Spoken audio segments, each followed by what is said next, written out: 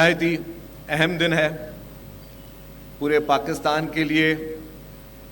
ہم تمام پاکستانیوں کے لیے ایک خوشی کا دن ہے،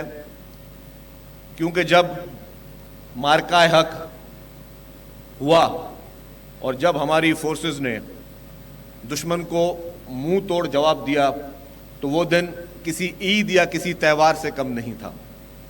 وہ جو خوشی کا ایک عالم تھا، کیونکہ جو یہ جنریشن تھی، جو یہ نئی جنریشن جس نے صرف جنگیں سنی تھیں، انہوں نے پہلی مرتبہ جنگیں دیکھی بھی تھیں، اور پھر جس طریقے سے ہماری فورسز نے ایک منہ توڑ جواب دیا اور بھارت کو ایک عبرت ناک شکست سے استوار کیا، میں سمجھتا ہوں کہ آج تمام ہم پاکستانیوں کے سر جو ہیں وہ فخر سے بلند ہیں۔ جس طرح جو چھوٹی سی ایک ڈاکیومنٹری چلی اور اس میں یہ بتایا گیا کہ پاکستان ایک مضبوط ملک ہے الحمدللہ، لیکن اگر میں آج اپنے عظیم قائد عوام شہید ذوالفقار علی بھٹو صاحب کا ذکر نہ کروں تو بہت بڑی زیادتی ہوگی، جن کا ویژن تھا، جن کی کوشش تھی، جن کی وہ سوچ تھی کہ انہوں نے پاکستان کو ایک ایٹمی طاقت بنایا، جس سے آج پوری دنیا میں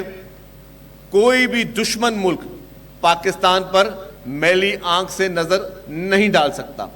کسی دشمن ملک کی اتنی ہمت نہیں ہے کہ پاکستان کے خلاف کوئی سازش کر سکے، کیونکہ ان کو پتہ ہے کہ پاکستان الحمدللہ ایک ایٹمی طاقت ہے، ایک ایٹمی قوت ہے، اور قائد عوام نے جو اس وقت کہا تھا کہ ہم گھاس کھا لیں گے لیکن اس ملک کا ضرور بنائیں گے۔ پھر جس طریقے سے شہید محترمہ بے نظیر بھٹو صاحبہ نے، جن کے ادوار میں پاکستان کو میزائل ٹیکنالوجی ملی، یہ بھی میں سمجھتا ہوں کہ پیپلز پارٹی کی لیڈرشپ کی طرف سے، جو کہ اس ملک سے محبت ہے، جو اس ملک سے جو ان کا لگاؤ ہے، جو جنون ہے، اس کا سب سے بڑا ثبوت یہ ہے کہ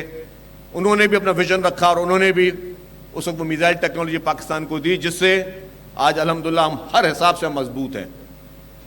اور پھر پریزیڈنٹ آصف علی زرداری صاحب، جس معرکہ حق میں اس وقت بھی وہ پریزیڈنٹ تھے، اور انہوں نے ہمیشہ اس طرح کے ویژن رکھے اور انٹرنیشنلی اس طرح کے معاہدے کیے جس سے پاکستان کے ڈیفنس میں مزید بہتری آ سکے۔ اور پھر جو ہمارے فارن منسٹر تھے چیئرمین بلال بھٹو زرداری صاحب، جس طریقے سے اس معرکہ حق میں بھی انہوں نے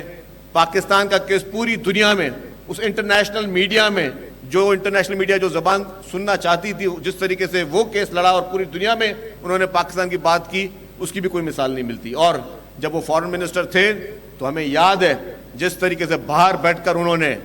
آنکھوں میں آنکھیں ڈال کر کہا کہ Butcher of Gujarat is Butcher of Kashmir, یہ ایک بہت ہی ہمت کی بات تھی۔ اور اس کے بعد جب پھر چیئرمین صاحب ایز اے فارن منسٹر اپنی آفیشیل ڈیوٹی پرفارم کرنے کے لیے بھارت گئے تو بھارت کی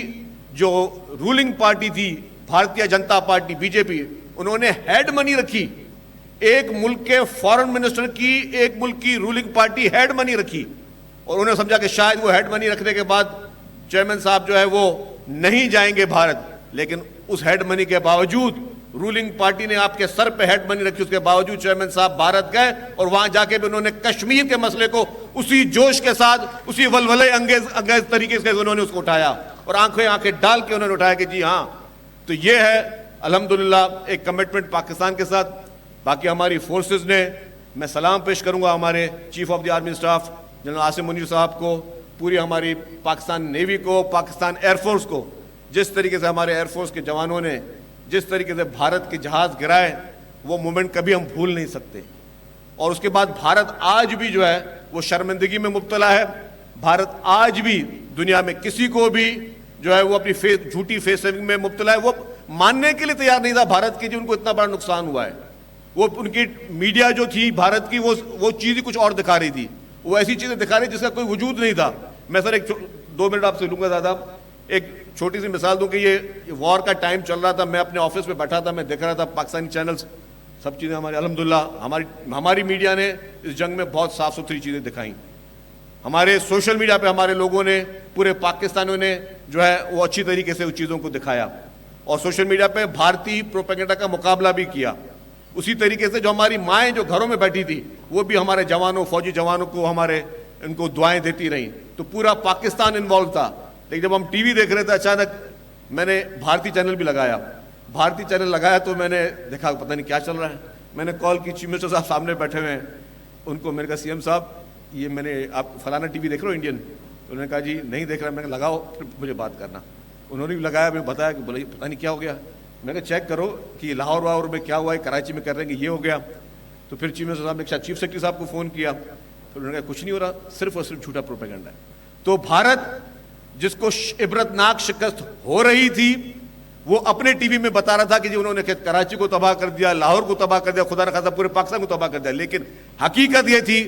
کہ ہمارے جوانوں نے, ہماری ایئر فورس نے بھارت کی دھجیاں اڑا دی, اور بھارت پوری دنیا میں کسی کو منہ دکھانے قابل نہیں رہا. اس لیے ہم سب نے ایک یونٹی کے ساتھ اپنی فورسز کے ساتھ ہیں, اپنے جوانوں کے ساتھ ہیں, اور انشاءاللہ تعالی ایک مضبوط ملک کے ایک مضبوط اتحاد کے ساتھ ہم اپنے ملک کو آگے لے کے جائیں گے. آپ لوگوں کا بہت بہت شکریہ. پاکستان زندہ باد.